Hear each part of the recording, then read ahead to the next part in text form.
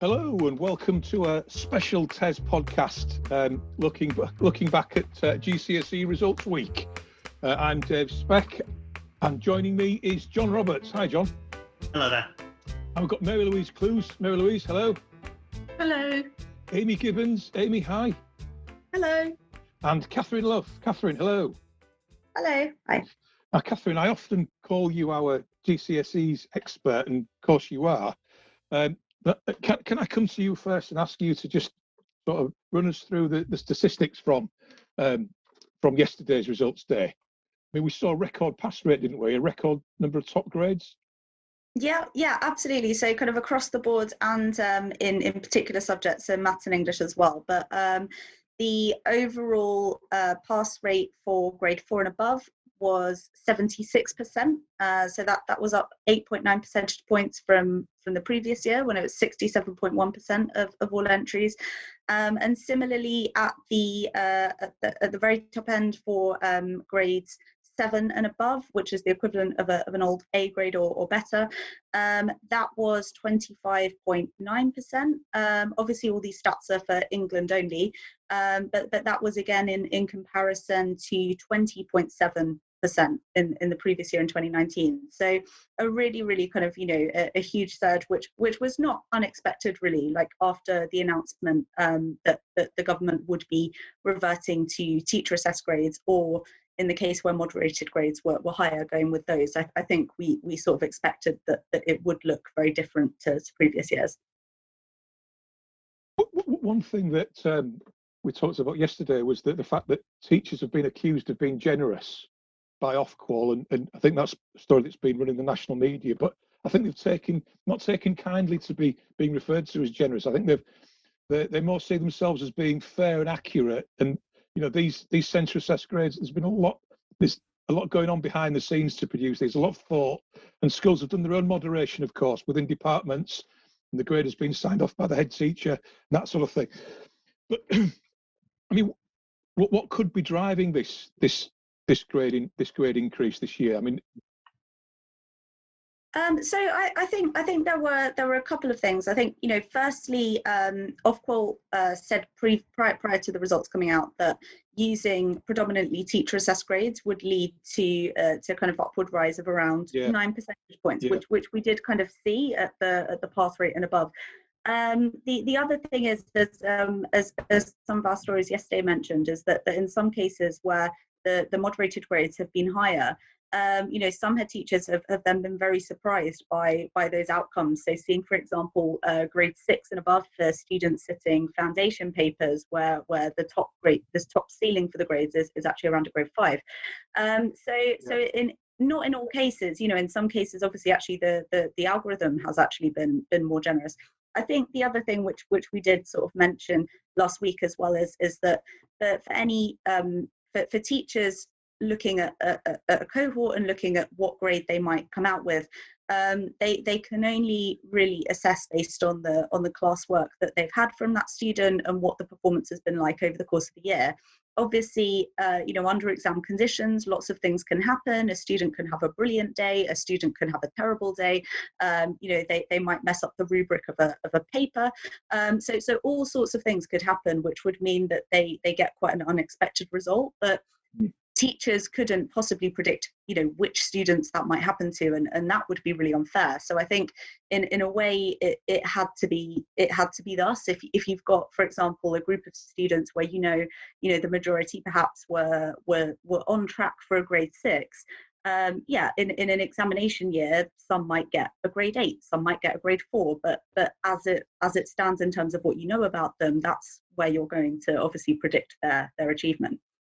I mean, John, you've seen some quite bizarre rises from Ofqual awarding the higher moderated grades, haven't you? Yeah, absolutely. It's one of the things that kind of came out on results morning, because obviously we only now see the moderated grade if it's higher than the centre assessed grade. So obviously if the U-turn hadn't happened, we'd be having like a completely different conversation today about downgrading across the board.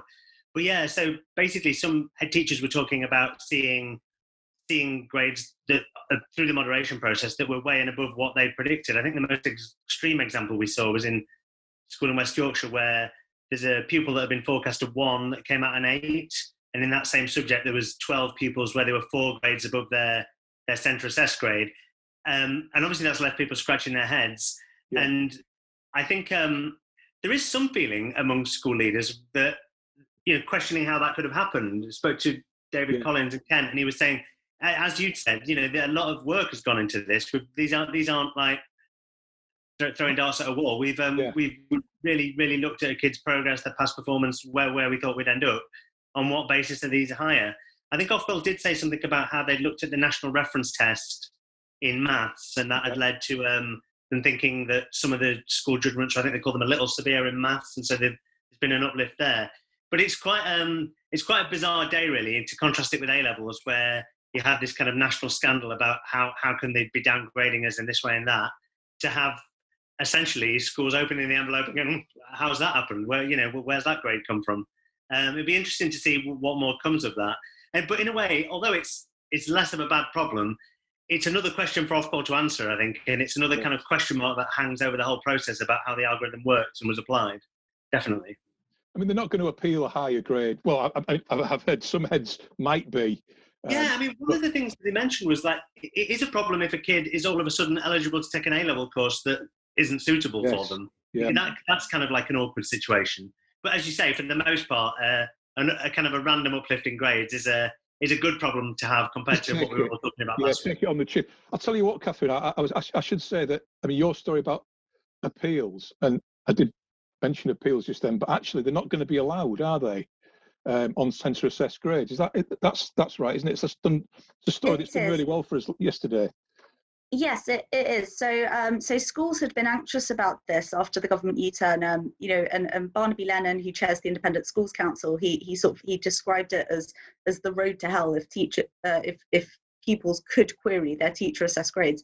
Ofqual had always said as part of the process that they wouldn't be able to do that, but obviously with the U-turn, I think schools were wondering, well, what happens now? Can students now suddenly appeal what their central assessed grade was? But they've said that they certainly can't unless under the old criteria. Really, they were always able to appeal if they felt that their school had given them a grade based on like, for example, the wrong data. Schools could appeal on that basis, and also in the case of bias. But otherwise, they won't be able to appeal those teacher assessed grades. And obviously for schools that is probably a relief, because Jeff Barton predicted before results day that could be an issue prior to this U-turn. He sort of spoke about that and spoke about how teachers might be facing really difficult conversations with students and parents about, well, how was this grade arrived at? So I think that probably is the right call in a way. Yeah. Amy, can I ask you about, just to broaden it out a bit, what happens next? And what happens next? Who's going to take responsibility? Yeah. Who's to blame for this, basically? Who's role? Not quite able to predict the future, but I can talk to you a bit about what's been said. So obviously the ministers have been doing the media rounds over the past few days, kind of talking about what's happening. Somebody's popped up quite a lot is Nick Gibb, unsurprisingly. So he's admitted that he didn't see the Ofqual algorithm until it was published on A-level results day, which lots of people found quite extraordinary, unsurprisingly.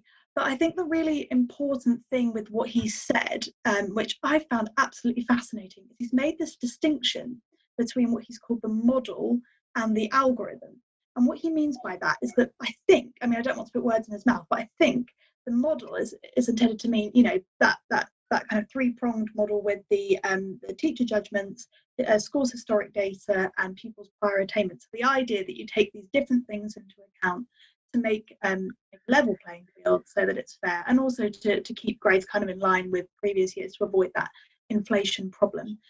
The algorithm, what he said, his words, is the implementation of the model by the independent regulator. So I think he means it's essentially the mathematical side of things, how that model was taken and then applied in a mathematical sense, using all of the grades that were submitted by teachers, and then the other data that they got from schools.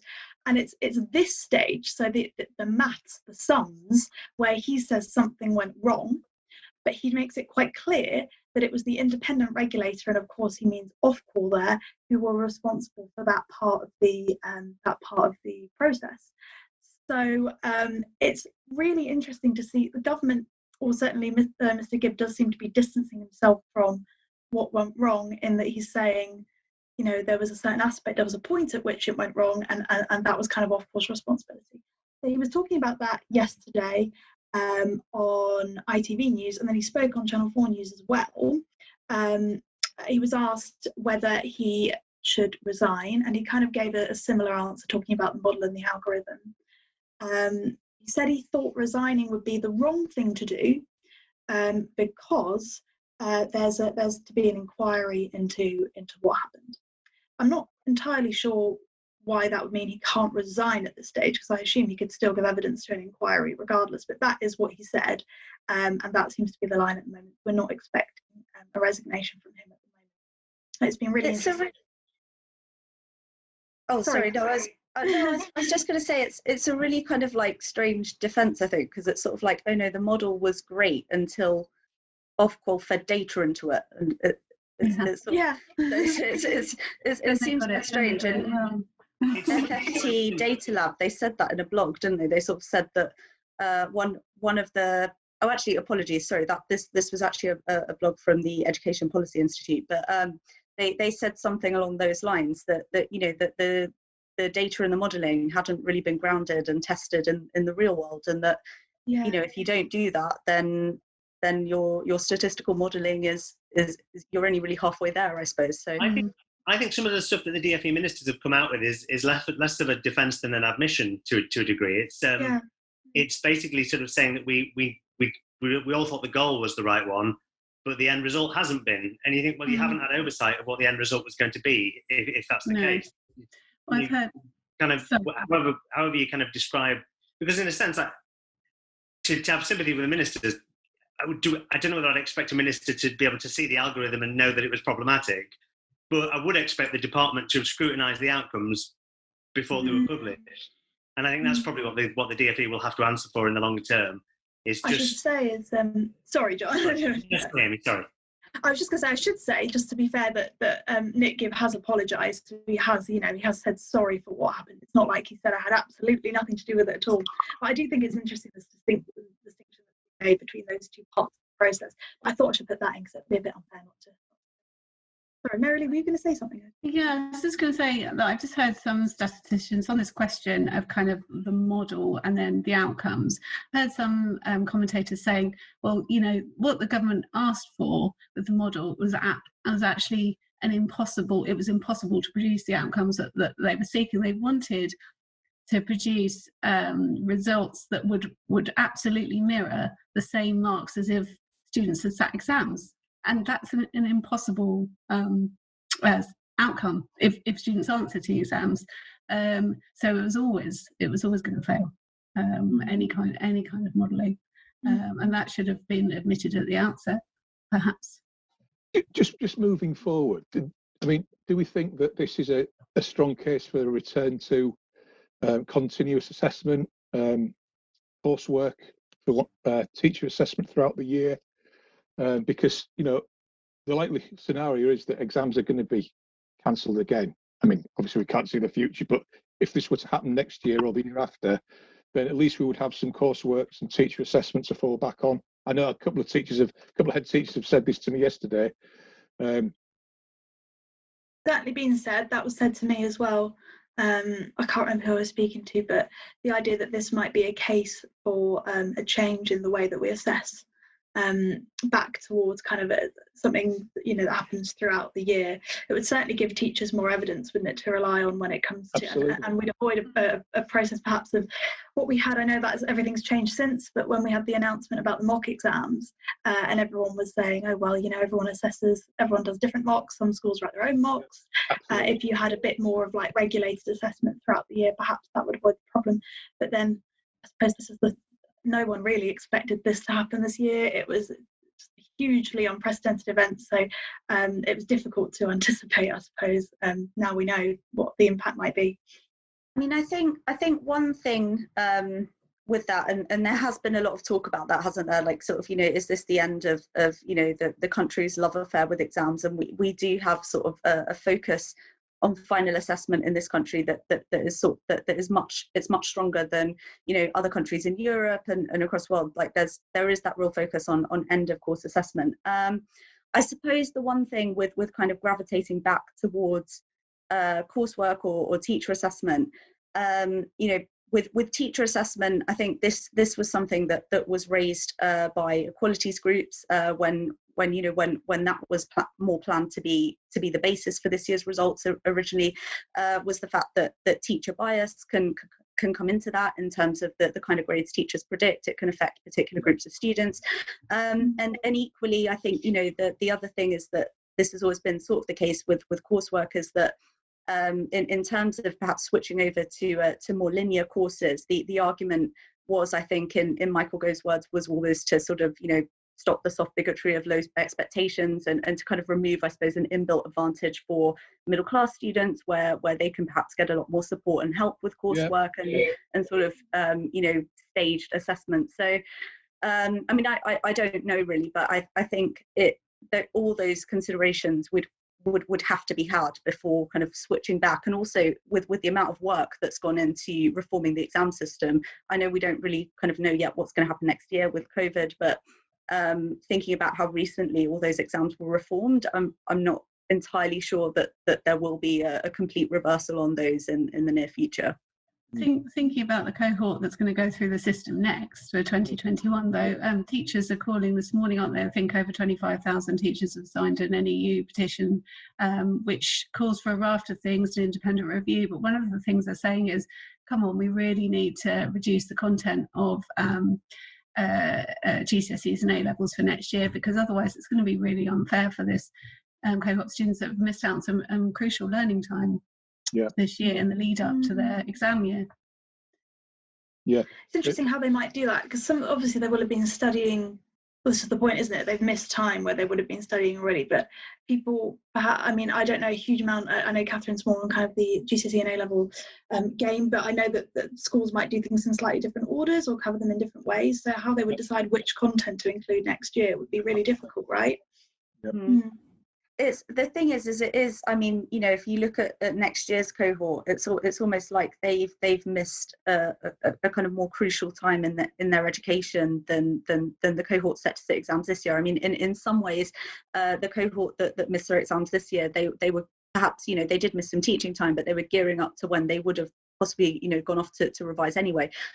Whereas for the year below them, they would have been in the middle of their courses, and as you say, we're not sure exactly which order schools might teach different subjects in. There has been there's been some changes confirmed about that. So we know that, for example, English literature, Shakespeare is the compulsory text, and then 2 of the other options. And I think, with geography, they've dropped field trips. So there are some concessions around choices made in subjects, but that cohort, they do need probably some assurance about what's going to happen, because given that this year's cohort have now had teacher assessed grades and haven't had their exams, to expect next year's cohort when they, we're not sure exactly how much teaching time they're going to get. We're not sure if there's going to be, another flare up of coronavirus and another lockdown. I mean, it really, they could be in a much worse position. Yeah. Well, look, I must, the timing of this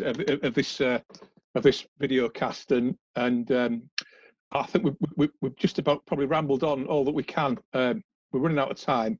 Is there anything we can end on a happier? It's just, I'm glad it's all over, to be honest. I'm so relieved. We've got 2 really busy results days that have finished now, and we can sort of I'll tell you what I saw. Sorry, Dave. I saw. Did you guys see the story about Taylor Swift donating that money for that student? Yeah. That was a story, wasn't it?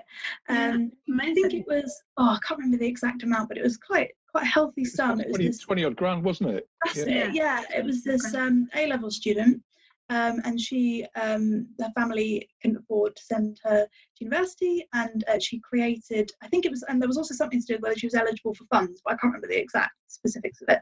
And she set up this, donation page, and out of nowhere, here comes Taylor Swift. She says, "I'll help you out." Nice story. So I thought that was nice to see today. Anyway, I might write to her myself. Right. Well, look, let's leave it there. Thanks ever so much for listening, for watching, and see you soon. Cheers. Bye. Bye.